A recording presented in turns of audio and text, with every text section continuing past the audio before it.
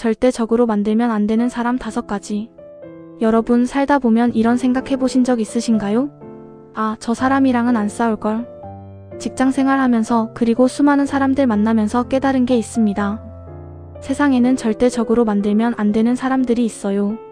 싸우면 이기든 지든 결국 내 인생만 피곤해지는 사람들이죠. 오늘은 그런 사람 5가지 유형을 알려드리겠습니다. 미리 알고 조용히 거리를 두는 게 현명한 선택입니다. 자, 시작하겠습니다. 첫 번째, 권력을 쥔 사람. 직장 상사, 임원, 사장님. 당연한 얘기 같지만 많은 분들이 이걸 무시했다가 커리어가 꺾입니다. 실제 사례 하나 들어드릴게요. 제 지인 A씨는 능력 있는 중간 관리자였어요. 그런데 상사와 회의 중에 의견 충돌이 있었죠. A씨가 논리적으로 반박했고 그 자리에서는 A씨가 이겼습니다. 그런데 그 다음부터 어떻게 됐을까요? 승진 누락, 중요 프로젝트 배제, 결국 3년 만에 퇴사했습니다. 권력을 가진 사람은 절대적으로 만들면 안 됩니다. 이유는 간단해요. 그들은 당신의 평가권, 인사권을 쥐고 있거든요. 그럼 어떻게 해야 할까요? 의견 대립이 생기면 공개석상에서 반박하지 말고 1대1로 조용히 대화하는 게 좋습니다. 그리고 직접적으로 반대하기보다는 명분을 주면서 의견을 내는 거죠. 예를 들어 과장님 말씀이 맞는데 이런 방법도 고려해 볼 만하지 않을까요? 이런 식으로요. 정말 안 맞는다 싶으면 적으로 만들고 버티는 것보다 이직을 준비하는 게 훨씬 현명합니다. 권력자와의 갈등은 이겨도 지는 싸움입니다. 두 번째, 입이 가벼운 사람. 이 사람들이 왜 무서운지 아세요? 당신이 한 말이 왜곡되어서 퍼지기 때문입니다. 제가 직접 겪은 일인데요. 회사에서 동료 B씨한테 이런 얘기를 했어요. 요즘 팀장님이 업무 스타일이 좀 바뀐 것 같아. 적응이 필요할 듯. 정말 가벼운 얘기였죠. 그런데 일주일 뒤 팀장님한테 불려갔습니다. 내가 그렇게 문제가 있어? B씨가 팀장님한테 이렇게 전했더라고요. C가 팀장님 리더십에 불만이 많대요. 완전히 다른 얘기가 된 거죠. 입이 가벼운 사람은 절대적으로 만들면 안 됩니다. 왜냐하면 이 사람들은 당신의 말을 무기로 만들어 퍼뜨릴 수 있거든요. 이런 사람 어떻게 구별할까요? 다른 사람 뒷얘기를 자주 하는 사람은 당신 얘기도 합니다. 이건 비밀인데. 로 자주 시작하는 사람은 비밀을 지키지 못하는 사람이에요. 그리고 카톡방에서 누군가 나간 직후 바로 그 사람 얘기하는 사람, 이건 정말 위험 신호입니다. 이런 사람 앞에서는 중요한 얘기 절대 안 하는 게 답입니다. 업무적으로만 만나고 사적인 대화는 최소화하세요. 갈등이 생겨도 조용히 거리를 두는 게 좋아요. 싸우면 온 사무실에 소문이 퍼지니까요. 세 번째, 피해의식이 강한 사람. 이 유형이 정말 까다로운 이유는 당신이 아무 잘못도 안 했는데 적이 될 수 있기 때문입니다. 실제 사례 하나 들려드릴게요. 제 친구 C씨는 신입 사원이었어요.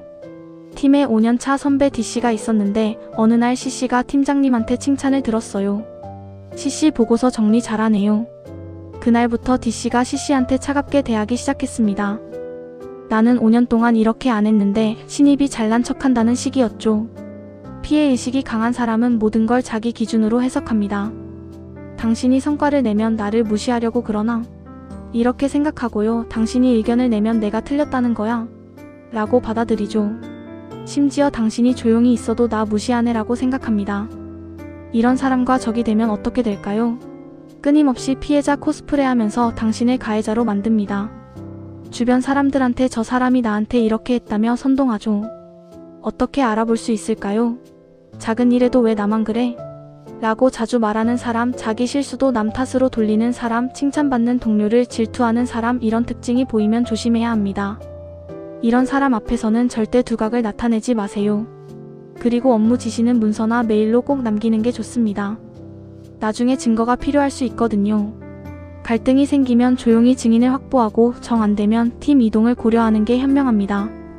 네 번째, 복수심이 강한 사람. 이 사람들이 가장 무서운 이유는 시간이 지나도 절대 잊지 않는다는 겁니다. 실제로 있었던 일인데요. 회사에서 E씨와 F씨가 프로젝트 때문에 한번 크게 다퉜어요. F씨가 잘못해서 프로젝트가 늦어졌고 E씨가 팀 회의에서 이를 지적했죠. 그 일이 있고 2년이 지났습니다. 그런데 F씨가 승진해서 팀장이 됐어요. 첫 번째로 한 일이 뭐였을까요? E씨를 다른 팀으로 발령 보냈습니다. 복수심이 강한 사람은 기회가 올 때까지 기다립니다. 1년이든 3년이든 5년이든 언젠가 당신에게 되갚아줄 기회를 노리죠. 이런 사람들의 특징이 있어요. 과거 일을 자주 꺼내면서 그때 내가 라고 말하는 사람, 작은 일도 크게 받아들이는 사람, 그리고 용서나 화해를 절대 안 하는 사람이죠. 이런 사람과는 애초에 적으로 만들지 않는 게 최선입니다. 갈등이 생기면 즉시 사과하고 관계 회복을 시도해야 해요. 정말 피할 수 없었다면 그 사람이 권력을 갖기 전에 회사를 옮기는 게 나을 수도 있습니다.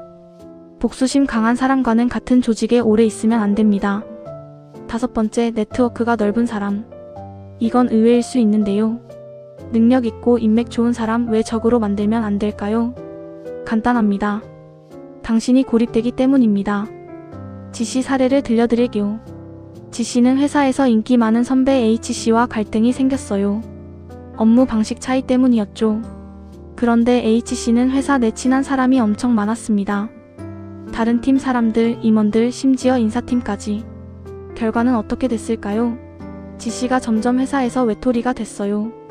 회식 자리에 안 불러주고 중요한 정보도 안 들려주고 결국 지씨가 버티지 못하고 퇴사했습니다. 네트워크가 넓은 사람은 여론을 만들 수 있습니다. 당신 없는 자리에서 당신 얘기가 계속 나오고 당신도 모르는 사이에 평판이 나빠지죠. 그럼 어떻게 해야 할까요? 이런 사람과는 애초에 갈등을 만들지 않는 게 제일 좋습니다. 갈등이 생기면 주변 사람들에게 당신 입장을 먼저 알려야 해요. 그리고 당신도 네트워크를 만드세요. 고립되면 안 됩니다. 정 안 되면 이직이 답일 수 있습니다. 오늘 말씀드린 5가지 유형, 다시 한번 정리하면 권력을 쥔 사람, 입이 가벼운 사람, 피해의식이 강한 사람, 복수심이 강한 사람, 그리고 네트워크가 넓은 사람입니다. 기억하세요. 싸워서 이기는 것보다 싸우지 않는 게 더 현명합니다. 조용히 거리를 두고 필요하면 환경을 바꾸세요. 당신의 시간과 에너지는 소중하니까요. 이 영상이 도움되셨다면 좋아요와 구독 부탁드립니다. 여러분은 어떤 사람 조심하시나요? 댓글로 알려주세요. 그럼 다음 영상에서 뵙겠습니다. 감사합니다.